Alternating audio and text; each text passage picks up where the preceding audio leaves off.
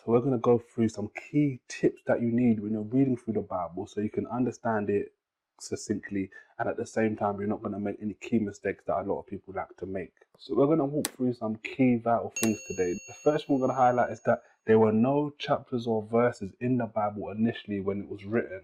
And it's really important you know this, but I don't want you to fall into the trap of reading something and then stopping and then thinking that this is the exact break it was when it was written. Let me give you some examples. So for example, the very first pages in the scriptures, we see from Genesis 1 into Genesis chapter 2, verse 3, is the totality of the first 7 days of creation, or the first 6 days of creation, and the Lord as he describes it as resting on the seventh day.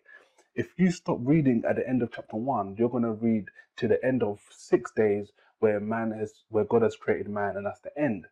What you need to identify is that if you continue reading, the very next couple verses in chapter 2 talk about what God did on the seventh day. And if we're going to be a bit picky, okay, and I don't want to be picky, but I'm just bringing this up for examples purposes, wouldn't it make sense to wrap up the whole 7 days and then go on to the next chapter as we continue on the narrative? Another place we see this is in Isaiah chapter 3, moving on to chapter 4. Now, bear in mind, there weren't chapters and verses to start. And when you start reading chapter 4, what does it start with? It says, and in that day. Okay, in what day, you should ask yourself. Okay, it's referencing what it was talking about in the previous chapter. And this is what you need to understand. You're going to find this all over the scriptures. Just one more example so you can kind of get additional context is Amos, okay, one of the minor prophets, chapter 1 to chapter 2. God basically spends the first part of the book of Amos talking about judgments that are going to fall on certain nations because they haven't repented, basically. And when you go from Amos chapter 1 to chapter 2, you can see that the same way he started in number 1 is continuing through the theme into chapter 2 as well. Okay, so bear that in mind. This wasn't something that back in the day they'd have a book with chapters. It would be a scroll. It would be the scroll of Genesis or the scroll of Isaiah or the scroll of Amos, and they'd read it through. They wouldn't be saying, oh, you know what, go to Amos chapter 2 verse 5 or something along those lines. Those are things which have been added in later to help the reader. Okay, now I'm not going to get into all of that stuff in this video, but I'm just giving you that insight so you know. Okay, sometimes it doesn't make sense to stop at the end of a chapter. Sometimes you want to keep reading to a more natural kind of break in the narrative. Another key thing you should understand is that in the original, when it was being written, there were no italics. Okay, now you might not know what those italics are. I'll show you those in a second, but this is really vital because when the translators are translating it, okay, and it's really good on their part, in my mind, that they tell you this. Okay, they added in words which naturally help the reader, so to speak, okay?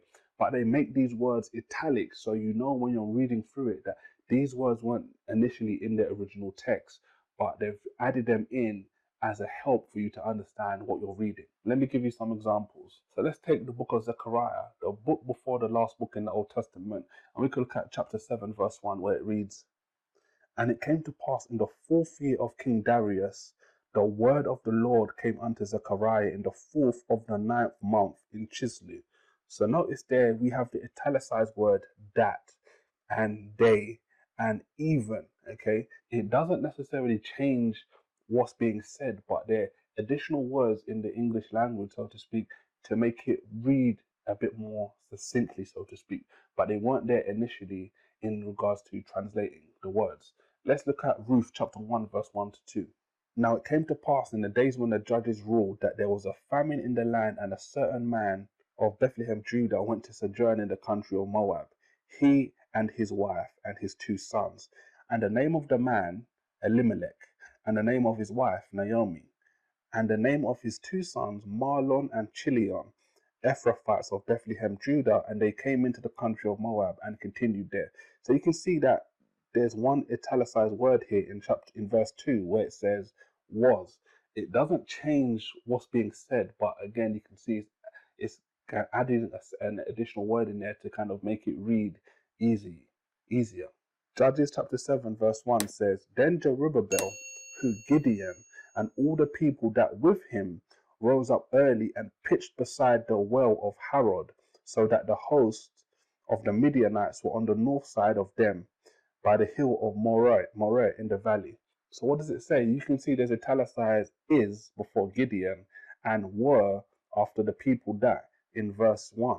And you can get the point here, okay? You'll see italicized words all over the scriptures. And this is a really important one here, a really, really vital one. And this is that not everything you read is always going to be in chronological order. And this happens a lot more often than you might think. So, for example, when we get to Genesis 4 and Genesis 5, this is only a couple of pages into the Bible. We see in Genesis 4, we see that Adam and Eve have a son called Cain. They have another son called Abel. Cain basically kills Abel. It's a popular story in the Bible. And then later on in that chapter, it talks about how they had another son called Seth. And we hear about Cain's descendants as well in chapter 4 as well.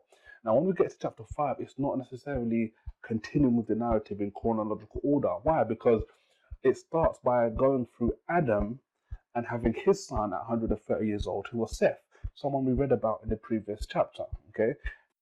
Another key example is something like Genesis 10 to 11. And this is basically where in Genesis chapter 10, we hear and learn about the lineage of the three sons of Noah, Shem, Japheth, and Ham. And it talks about all of the descendants, etc. Then we see in chapter 11, we get a famous story in the Bible about the Tower of Babel. Okay. And generally what you're going to find is chapter 11 is pretty much towards that bottom end of what we hear about in the lineages in regards to chapter 10. But it starts all the way back and starts telling us more narrative about the scenario. What you find happening in a lot of these scenarios, like Genesis 4 to 5 and 10 to 11, is you might get like a broad view, okay, and then you'll get a close-up ground level view of what's actually going on. So we're hearing about all of these different people and all of their different sons, etc., and all that kind of stuff. And then we'll get into the very specific details about what's actually going on from a very specific person in the information we've got previously. And for example, another one we'll give you here is Daniel chapter 7 and 8 in the book of Daniel actually occurs before chronologically what is actually talked about in Daniel chapter 6. Okay, and these are the things you have to become fluent in learning, because you have to identify that sometimes you're going to read things earlier in the Bible that actually come later, and sometimes you read things later in the Bible that actually come before. Now, another key vital lesson that you need to identify is that you get additional details about things elsewhere in the Bible. Now, really and truly, these two here are probably the most important things out of all four we've covered today, okay? Because these are probably the two things I find that mess people up when it comes to understanding what the Bible actually says. Because they read something in one place and not in another place, and they don't get to the other place to find out the full context, okay? So I've given you some examples here, okay? So for example, we see in Acts chapter 7, verse 24 to 25, which is the New Testament, okay, insights about Moses that you wouldn't get elsewhere. This is here telling us why Moses decided to kill the Egyptian in the book of Exodus, okay, in Exodus chapter 4, in Exodus chapter 2. What we see here in Isaiah 52 gives us the illusion that the king that was oppressing the Israelites in Egypt was actually an Assyrian and not an Egyptian. That's something that God gives us later on in the book of Isaiah. And another example we've given you here is from 1 Kings chapter 4, verse 32, where it talks about how Solomon had thousands of proverbs, if I remember correctly, and hundreds or thousands of songs, okay? That's insightful because we know that the book of Proverbs, only 30 proverbs are in the Bible, and there's only about, I think there's about 12, 13 chapters in the book of Song of Solomon, okay? So you need to understand from that standpoint that there's going to be additional details mentioned elsewhere in the Bible, and it's your obligation to read through it, to read different places, to do the study, to search and to get these answers. If you like this video, I'm going to recommend you watch this video right here. It's a great video for you to watch after watching this video. And obviously, if you've subscribed to the channel already, there's going to be links in the description box you can use to support us in various different ways as well. Thanks and take care.